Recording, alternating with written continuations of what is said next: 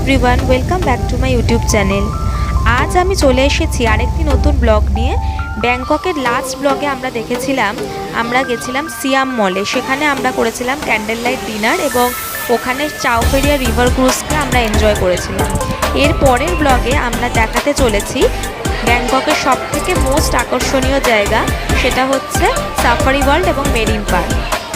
আমরা যেহেতু প্যাকেজের মাধ্যমে গেছিলাম সেজন্য আমাদের প্যাকেজের মধ্যে সমস্তটা ইনক্লুড ছিল, কিন্তু আপনারা যদি ওখানে যেতে চান তাহলে আপনাদের আলাদা করে সাফারি ওয়ার্ল্ড এবং মেরিন পার্কের টিকিট কাটতে হবে এবং সেই টিকিটের প্রাইস আমাদের ভারতীয় টাকায় 7,000 টাকার মতো এবং আমাদের থাইল্যান্ডের টাকায় সেটা 3,000 3,500 ভাট এরকমই ছিল। যেহেতু আমরা প্যাকেজের মধ্যে গেছিলাম সেজন্য আমরা সকালে ব্রেকফাস্ট করে নিয়ে আমরা ওয়েট করছিলাম আমাদের গাড়ির জন্য। আর সাফারি ওয়ার্ল্ড মেরিন পার্কের জন্য আমাদের গাইড যে এসেছিলেন তিনি যে গাড়িটা পাঠিয়েছিলেন সেটা ছিল একটা বড় বাস। সেখানে প্রায় 40 থেকে 45 পিপল একসাথে যেতে পারে এবং আমাদের হোটেল রামাদা থেকে ওই সাফারি ওয়ার্ল্ডের ডিস্টেন্স ছিল 1 ঘন্টা 1.5 ঘন্টা এরকম। তো আমরা যখন 1.5 ঘন্টা বাসে ড্রাইভ করে আমাদেরকে নিয়ে যাচ্ছিলেন গাইড, তখনই আমাদের সমস্তটা ডেসক্রাইব করেছিলেন কোন টাইমে আমাদের ফেরত আসতে হবে, কোন কোন টাইমে কি শো আছে এবং কখন আমাদের লাঞ্চ হবে সমস্তটা। আর বলে রাখা ভালো, আমাদের লাঞ্চও কিন্তু এই প্যাকেজের মধ্যে ইনক্লুড। আর আপনারা যদি ওখানে গিয়ে টিকিট করেন তাহলে ওখানে লাঞ্চ আপনার সাথে ইনক্লুড থাকবে। সেক্ষেত্রে রেস্টুরেন্ট হয়তো ডিফারেন্ট হতে পারে। রেস্টুরেন্ট ওখানে ভিতরে অনেক আলাদা আলাদা রেস্টুরেন্ট আছে। তো আপনারা যদি মনে করেন যে রেস্টুরেন্টে যাবেন সেই রেস্টুরেন্টের প্যাকেজ অনুসারে আপনাদের টাকা ওখানে নেওয়া হবে। তো আমাদেরটা ছিল একটা ইন্ডিয়ান রেস্টুরেন্ট।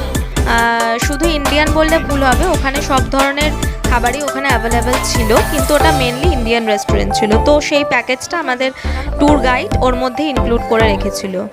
এছাড়াও আপনাকে ওখানে যখন বাসে আমাদের গাইড করা হচ্ছিল তখন ওখানে বলা হয়েছিল যে আপনারা কারা বিভিন্ন ধরনের স্যুপ খেতে ইন্টারেস্টেড, যেমন স্নেক স্যুপ এবং আরও অনেক কিছু ধরনের পশু পাখির স্যুপ খাওয়ার জন্য বলেছিল। তো আমরা ইন্টারেস্টেড ছিলাম না, এবার যদি যারা ইন্টারেস্টেড থাকবেন তারা অবশ্যই ওখানে সেটারও আলাদা আলাদা প্যাকেজ আছে, সেটা আপনারা গাইডকে জিজ্ঞাসা করে নিতে পারেন।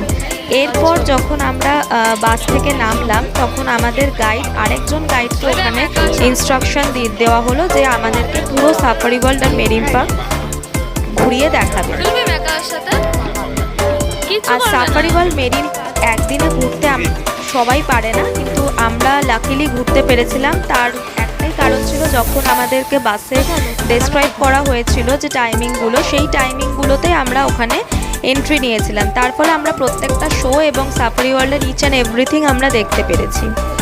তো আপনারা যদি কোনো গাইডের সাথে যান এবং ওখানে গিয়ে যদি গাইড নেন তো গাইডের ইনস্ট্রাকশন অবশ্যই ফলো করবেন, তা না হলে কিন্তু পুরো সাফারি ওয়ার্ল্ড আপনার পক্ষে ঘোরা সম্ভব নয়।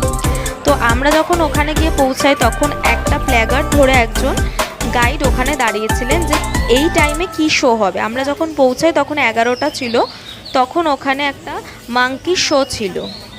তো আমরা বুঝতে পারছিলাম না যে কোন দিক থেকে যাব, মানে এতটাই বড় জায়গা, অনেকটা আমাদের হায়দ্রাবাদের রামোজি ফিল্ম সিটির মতো। এতটাই বড় জায়গা যে আপনার নিজে খুঁজে পাওয়াটা খুব মুশকিল। ওরাং ওটাং যে শোটা সেটা আমরা ফার্স্টে দেখতে গেছিলাম। তো ওরাং ওটাং শোতে যখন আমরা ঢুকছি তখন যে টাইমের মধ্যে ওরা ঢুকতে বলেছে সেই টাইমে ঢোকার পরেই কিন্তু সাথে সাথে গেটটা ক্লোজ করে দেওয়া হলো। এরপর আপনারা দেখতে পাচ্ছেন ওরাং ওটাং শোতে আমরা এন্ট্রি নিয়ে বসে আছি এবং শোটা শুরু হতে চলেছে। তো চলুন শোটা দেখে নিই।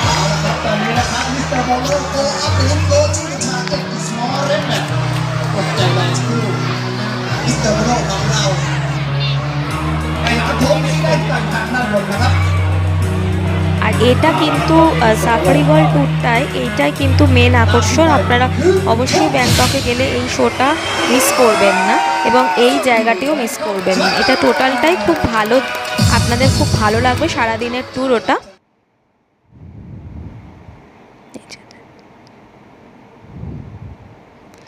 এই যে দেখুন এখানে ওরাং ওটাংয়ের সাথে একটা কনভারসেশন চলছে, যদিও কনভারসেশনটা আমরা বুঝতে পারছি না, কিন্তু এটা গেস করতে পারছি কি বলতে চাইছে। তো এটা এক টাইপ অফ সার্কাসের মতো। এগুলো কিন্তু সবই ট্রেন করা পশু পাখি।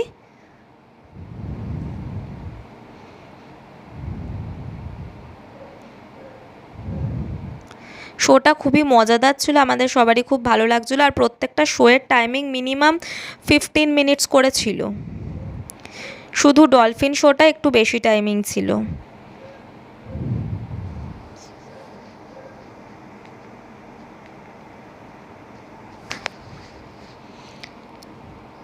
এই দেখুন ফার্স্টে আপনাদের এই শোয়ের শুরুতেই আপনাদের যে ওরাংওটাংয়ের ডেসক্রিপশন, কীভাবে সে এন্ট্রি নিল সে সমস্ত কিছু দেওয়া হলো। তারপরে তাকে নিয়ে বিভিন্ন ম্যাজিক্যাল শো এবং লাফিং শো করা হলো, যেটা খুব এন্টারটেনিং ছিল।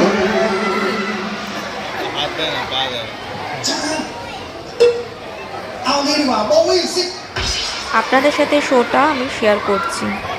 জানি না ভিডিওটা কতটা লম্বা হয়ে যাবে, কিন্তু তাও আমার মনে হলো যে শেয়ার করাটা খুবই দরকার, কারণ আপনারা নাহলে বুঝতে অসুবিধা হবে।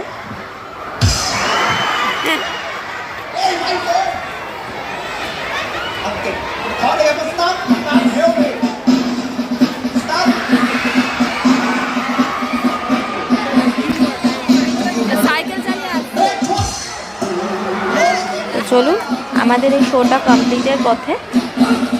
এই দেখতে পাচ্ছেন ওরাংওটান এখানে এক্সারসাইজ করছে, এটা দিয়ে শোটা শেষ হলো। এরপর আমরা যখন বেরোলাম শো থেকে, বেরিয়েই দেখি আরেকজন লোক সে ওখানে প্ল্যাকার্ড ধরে নেক্সট শোয়ের টাইমিং ওখানে ধরে দাঁড়িয়ে রয়েছে। তো আপনাকে ওই জিনিসগুলো ফলো করতে হবে, ওখানে সমস্ত গাইডের ইনস্ট্রাকশনগুলো ফলো করতে হবে। আপনার কিন্তু প্রত্যেকটা জায়গায় আলাদা আলাদা গাইডও থাকতে পারে। তো আমরা সেখান থেকে গেলাম নেক্সট শোয়ের উদ্দেশ্যে। এবার রাস্তায় যখন যেতে যেতে সাইডে যেরকম আমাদের চিড়িয়াখানায় যেরকম থাকে জুগুলোতে, সেরকম ওখানে অনেক পশু পাখি ছিল, সেগুলো আমরা দেখতে দেখতে গেলাম। এরপর আমরা চলে এলাম দেখুন নেক্সট শোয়ে, যেটা ছিল একটা এলিফ্যান্ট শো। এরও একটা নির্দিষ্ট টাইমিং ছিল, নির্দিষ্ট টাইমের মধ্যে না ঢুকতে পারলে আপনার কিন্তু গেট বন্ধ হয়ে যাবে, তখন কিন্তু আপনাকে আর ঢুকতে দেওয়া হবে।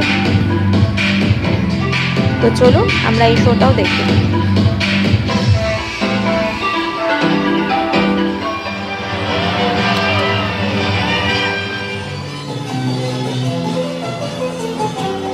আমি এটুকু গ্যারেন্টি দিয়ে বলতে পারি আপনাদের এই শোগুলো খুবই ভালো লাগবে এবং মজাদার লাগবে। সাথে যদি বাচ্চা থাকে তো আরোই ভালো লাগবে তাদের। এবার ওই শো কমপ্লিট হওয়ার পরে আমাদের অন্য একটি রাস্তা দিয়ে বের করলো, সেখানেও আরেকজন লোক নেক্সট শোয়ের জন্য প্ল্যাকার্ড ধরে দাঁড়িয়েছিল। সেটা একটা ফাইটিং শো ছিল, সেই ভিডিও ক্লিপসটা আমার যদিও নেওয়া হয়নি। ফাইটিং শো বলতে ওখানে একটা অ্যাক্টিং টাইপের ছিল, যেটা বিভিন্ন ধরনের আপনারা সিনেমায় দেখে থাকবেন যে অ্যাকশন শো যেটাকে বলে, সেরকম একটা শো ছিল।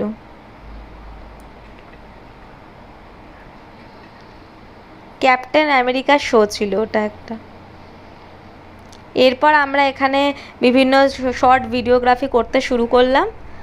তারপরে আমরা চলে গেলাম সোজা লাঞ্চ করার জন্য, কারণ আমাদের লাঞ্চের টাইমিং ওনারা শো করে দিয়েছিল। তো এখানে দেখুন বিভিন্ন ধরনের স্ট্রিট ফুড থেকে শুরু করে প্যাকেটস ফুড সমস্ত কিছু দোকান পেয়ে যাবেন। এছাড়া বাচ্চাদের খেলার জন্য অনেক জায়গা রয়েছে। এরপর চলে আসি আমাদের রেস্টুরেন্টে, যে রেস্টুরেন্টে আমাদের বুক করা হয়েছিল। সত্যি বলতে এরকম এত এরিয়া জুড়ে, এত বড় এরিয়া জুড়ে রেস্টুরেন্ট আমি খুব কম দেখেছি, ইভেন দেখিনি বলতে গেলে। আর এখানে যে খাবারের কাউন্টারগুলো ছিল প্রত্যেকটা আলাদা আলাদা ইন্ডিয়ান রিলিজিয়ানের আলাদা আলাদা কাউন্টার ছিল। তো আপনার বুঝতে কোনো অসুবিধা হবে না। জৈনদের জন্য আলাদা খাবার ছিল, আপনি যদি অন্য কাস্টের হয়ে থাকেন তার জন্য আলাদা, বাঙালিদের জন্য আলাদা, সব ধরনের আলাদা আলাদা খাবার ছিল। এবার আপনি সেটা আলাদা করে টেস্টও করতে পারেন বা ওই পার্টিকুলার ওই ডিশগুলোই খেতে পারেন। তো সব ধরনের ডিশই ছিল, দেখতে পাচ্ছেন প্রত্যেকটা একটা ছোট্ট আমব্রেলার নিচেই খাবারগুলো রাখা ছিল। এবং এরিয়াটা ছিল এত বিস্তৃত যে আমাদের সিট নাম্বার ছিল 801 এবং 802। বুঝতেই পাচ্ছেন একটা বড় হল ঘরের থেকে অনেকটা বড় জায়গা, যেখানে প্রায় একসাথে 2000 লোক খেতে পারবে। এরপর আমি ওরাংওটাংয়ের সাথে অনেক অনেকক্ষণের আমার মানে ব্যাংককে যাওয়ার আগে থেকে আমার এই ভিডিওগুলো দেখেছিলাম, তো সেটাতে ইন্টারেস্ট ছিল ওরাং ওটাংয়ের সাথে একটা ভিডিও করার। যদিও মনে একটু ভয় ছিল, তাও আমি ভিডিওটা করছিলাম। তো দেখুন এই ভিডিওগ্রাফিটা আমি করেছি। এখানে প্রত্যেকটা ভিডিওগ্রাফি বা ফটো তোলার জন্য আপনাদের চার্জ আছে। সেক্ষেত্রে আমাদের ইন্ডিয়ান মানিতে সেই চার্জ হচ্ছে 500 টাকা, যা ওখানে 250 ভাট।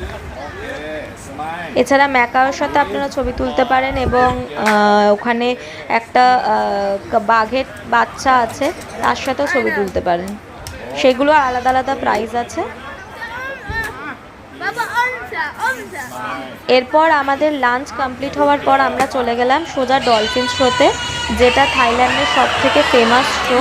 এটা দেখার জন্য মেনলি লোকে সাফারি ওয়ার্ল্ড মেরিন পার্কে আসে। তো চলুন শোটা দেখতে শুরু করি।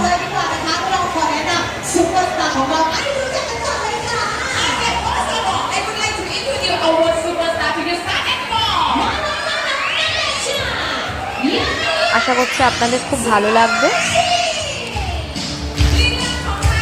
ওই দেখুন ডলফিন চশমা পরে যাচ্ছে।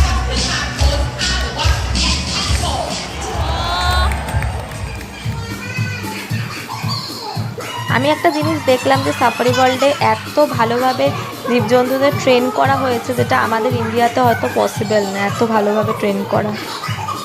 আর এই যে জলটা দেখতে পাচ্ছেন, এই জলটা কিন্তু কৃত্রিমভাবে তৈরি করা জল, এটা কিন্তু কোনো সি ওয়াটার নয়। এটা পুরো ডেপথ, অনেকটা ডেপথ আছে এই জলে।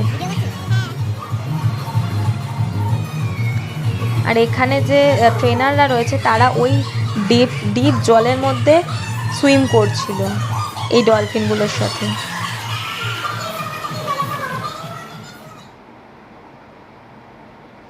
এবার ডলফিনের খেলা দেখানো হবে। ডলফিন বল দিয়ে মারছে।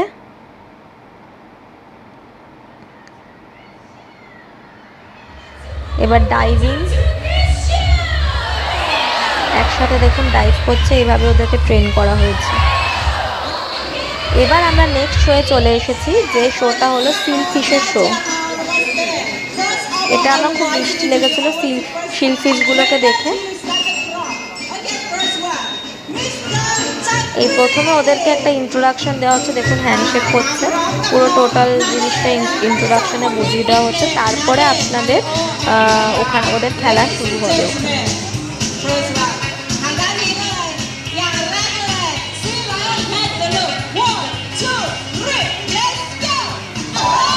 চলুন আমরা দেখে নিই প্রত্যেকটা খেলা কীভাবে হচ্ছে। ওই দেখুন এরা হাততালি দিচ্ছে। ওদের ওটাই হাত ভেবে হাততালি দেওয়া শুরু করে দিয়েছে।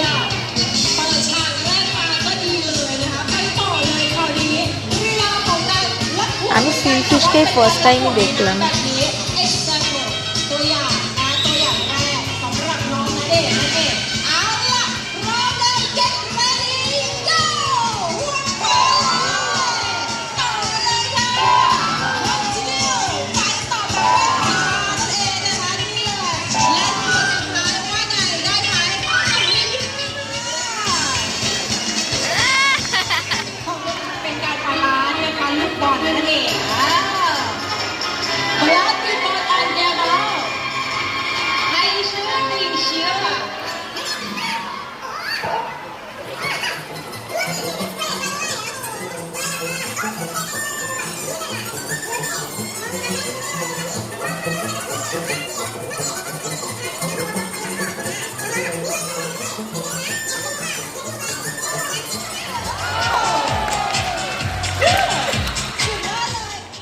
এটাই ছিল লাস্ট শো। এরপর আমরা চলে গেছিলাম ডিরেক্ট মেরিন পার্কে। মেরিন পার্কে বিভিন্ন ধরনের ওয়াটার অ্যাক্টিভিটি, বিভিন্ন ওয়াটার রেপটাইলদের দেখার পরে আমরা চলে এসেছিলাম মেরিন পার্কের ভিতরে, যেখানে একটা বড় গ্রাউন্ডের মধ্যে টোটাল পশু পাখি সমস্ত কিছু ছাড়ার অবস্থায় রয়েছে। ওখানে কোনো রকম ঘেরা কিছু ব্যাপার নেই, এবং সেই জায়গাটা আপনাদের ভিজিট করাবে একটি বাস, যেটাও চার্জেবল। সেটা আমাদের ইন্ডিয়ান মানিতে প্রায় 600 টাকার মতো, আর ওখানের মানিতে 300 বাট। কিন্তু এই চার্জটা যেটা আপনারা দেবেন সেটা কিন্তু যদি আপনি কোনো এজেন্সির মারফত গিয়ে থাকেন বা কোনো প্যাকেজের থ্রুতে গিয়ে থাকেন তাহলে কিন্তু এটা দিতে হবে না, এটা ওর সাথে ইনক্লুড করা থাকে। ওখানে গিয়ে কোনো রকম পেমেন্ট তাহলে আপনাকে করতে হচ্ছে না। এ দেখুন এই দিগন্ত বিস্তৃত জায়গায় কত পশু পাখি, আমরা এখানে বাঘ, সিংহ, হাতি, ভাল্লুক, হরিণ সব কিছুই দেখেছি, রাইনো সব কিছুই দেখা গেছে। আর সেই সমস্ত ফটো কিন্তু আমরা বাস থেকে ক্যাপচার করেছি। তো আজকের মতো ব্লগটি এই পর্যন্তই।